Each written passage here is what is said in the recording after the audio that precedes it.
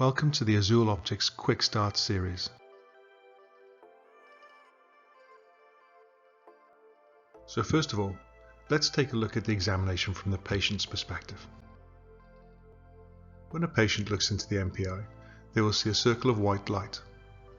If they look at the center of the light and relax their focus, they will be able to observe a rotating yellow shadow that looks like a bow tie. These are Heidinger's brushes, and they're caused by the interaction of polarized light with the macular pigments at the back of the eye. The more dense a patient's macular pigments, the stronger they will see Heidinger's brushes. The examination tests how well the patient is seeing Heidinger's brushes on a scale of 1 to 10 in order to assess the patient's macular pigment density. During the examination, patients will be shown Heidinger's brushes at up to 10 different levels of intensity. Level 1 will be the easiest to see, level 10 the hardest.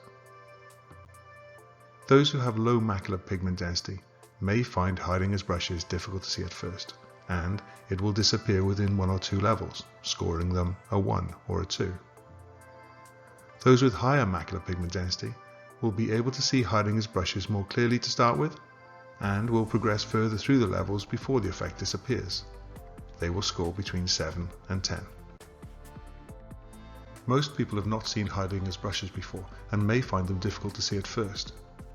This means that it's important to manage a patient's expectations and to motivate them to relax and stay focused. Encouragement along the way can really help. Saying things like, "Well done, you're doing great, keep going, excellent," can be really helpful to a patient and help them stay focused on the task. Patients may expect Heidinger's brushes to be more obvious than they actually appear. This is particularly true with those that have low pigment density.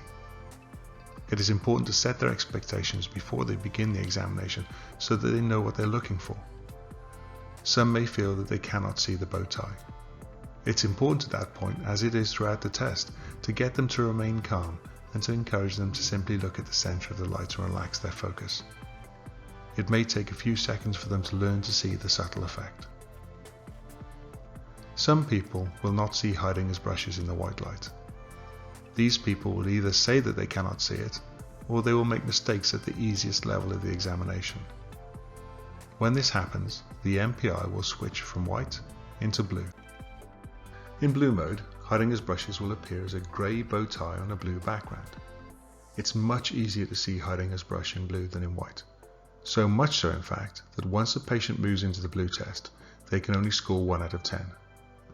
We'll talk about this more when we discuss how to interpret the examination results. Some patients won't see Heidinger's brush even in the blue. This can be disconcerting for patients. When this happens, it's important to reassure them that it's okay and it's not a sign of any immediate problem. If you'd like to know why this occurs, then please consult the user documentation. When running an examination, you should bear in mind that each patient will see Heidinger's brushes slightly differently. Not only will the intensity or strength of Heidinger's brushes differ, its shape will also differ depending on the distribution of macular pigments within the eye. Some will see a small tight bow tie in the center. Some will see a larger, wider bow tie that fills the light, and others will see a gap in the center of the bow tie.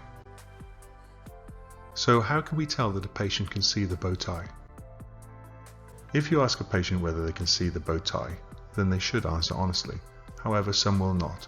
And so, in order to verify that the patient can see the bow tie, the MPI will alternate the direction in which the bow tie is turning, and the patient will have to identify that direction correctly. So, at each level of the examination, you will ask the patient, which way is the bow tie rotating? Of course, people can still guess if they want to, but the system will alert you to this, as we'll discuss in more detail when we talk about running the examination. You will find that some people have difficulty discerning between clockwise and anti-clockwise. So how do you overcome this? Some patients are perfectly capable of saying clockwise or anti-clockwise, but others are not. Some may prefer right or left, and others may prefer to signal the direction of rotation by making a circle in the air.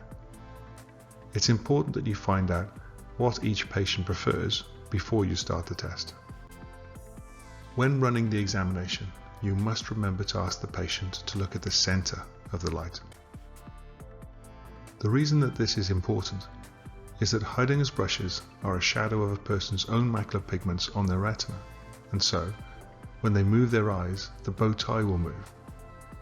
If the patient is not looking in the center, part of Heidinger's brushes will be obscured, making it hard to tell the direction of rotation. And so to recap, Heidinger's brushes are very faint. They will appear differently to everyone.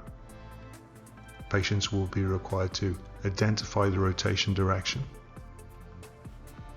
Patients must look at the center of the light. And it's important to manage expectations and provide them with encouragement throughout the examination. That's the end of this course. Thank you for watching, and if you want more information, please contact us at www.azuleoptics.com.